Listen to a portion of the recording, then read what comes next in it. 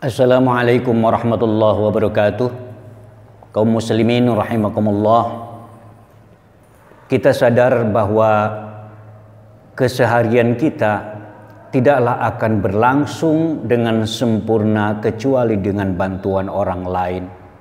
Segala kebutuhan kita memerlukan perantara orang lain.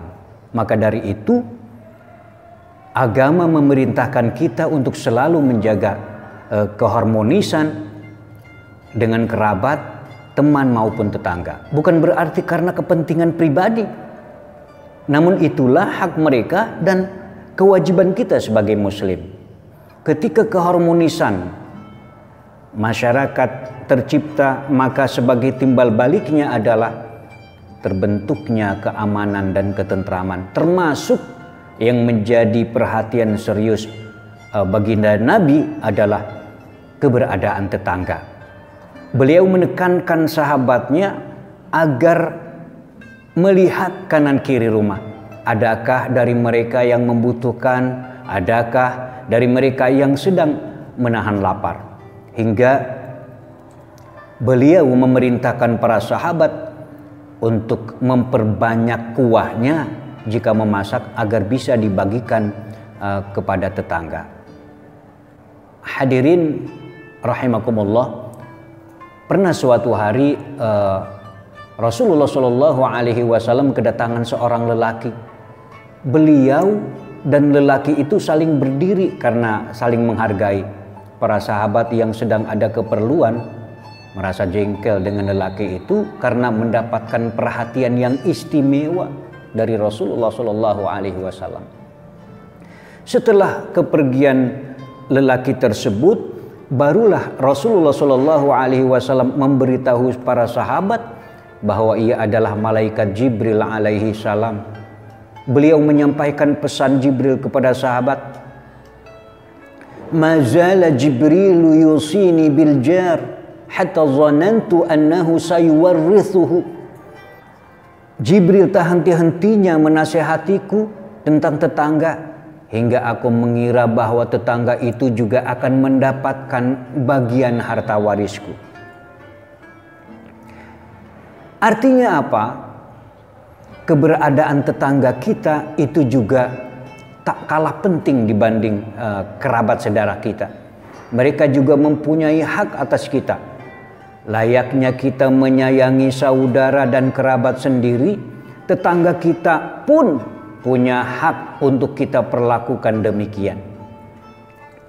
Termasuk tetangga, yakni mereka yang masih dalam jangkauan 40 rumah dari rumah kita sesuai 4 arah penjuru, timur, barat, utara, selatan.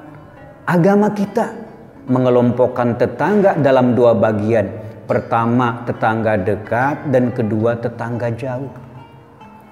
Tetangga dekat, yakni tetangga yang rumahnya berdekatan dengan kita, juga yang terdapat hubungan kekerabatan dan kesamaan agama. Sedangkan tetangga jauh selain daripada itu. Dengan begitu, tetangga yang tepat di kanan dan kiri rumah adalah tetangga yang dikatakan paling dekat dengan kita, meski toh agamanya berbeda atau tidak ada hubungan kekeluargaan sama sekali. Yang menjadi pertanyaan adalah, apa saja hak-hak tetangga yang harus kita penuhi? Rasulullah Shallallahu Alaihi Wasallam pernah ditanya, "Ya Rasulullah, apa saja hak-hak tetangga?" Beliau menjawab dengan begitu rinci dalam sebuah hadis, di antaranya, jika mereka ingin menghutang, maka hutangilah. Jika mereka meminta pertolongan, tolonglah. Ketika mereka sakit, jenguklah. Ketika membutuhkan sesuatu, bantulah. Ketika mereka mendapatkan kabar baik, ucapkanlah selamat. Jika mereka tertimpa musibah, hiburlah sebagai pelipur lara. Jika dari mereka ada yang meninggal, maka ikutlah mengiring jenazahnya. Janganlah gedung kalian terlalu tinggi sehingga membuat sirkulasi udara yang ada di rumah tetangga kita tidak stabil tanpa izin dari mereka. Saudara kaum muslimin rahimakumullah, kita lihat bagaimana beliau teramat rinci dan teramat menjunjung tinggi keberadaan tetangga dan orang-orang terdekatnya. Dan begitulah ternyata pemimpin sejati dunia akhirat. Sekarang kita introspeksi diri. Apakah kita telah berbuat baik dengan tetangga kita, dengan berbagi kenikmatan yang telah Allah berikan, membantu mereka yang membutuhkan, menghilangkan kesusahan yang menimpa mereka? Atau malah justru kita acuh tak acuh, bahkan mungkin tidak saling mengenal karena saking nyamannya hidup dalam keliling tembok pembatas rumah. Na'udzubillahi min dzalik. Saudara kaum muslimin radhiyallahu ankum wa barakalakum, Rasulullah sallallahu alaihi wasallam bersabda dalam sebuah hadis, an Abi Hurairah radhiyallahu anhu anna Nabiy sallallahu alaihi wasallam qala wallahi la yu'min, wallahi la yu'min, wallahi la yu'min.